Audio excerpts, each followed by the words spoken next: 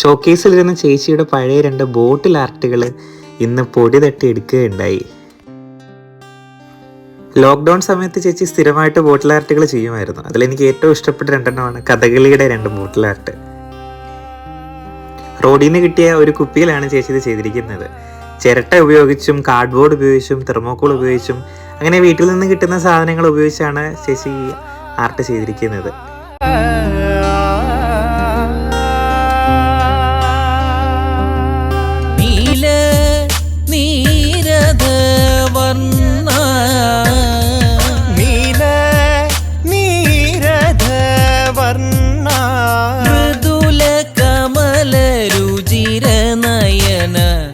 ഹരേ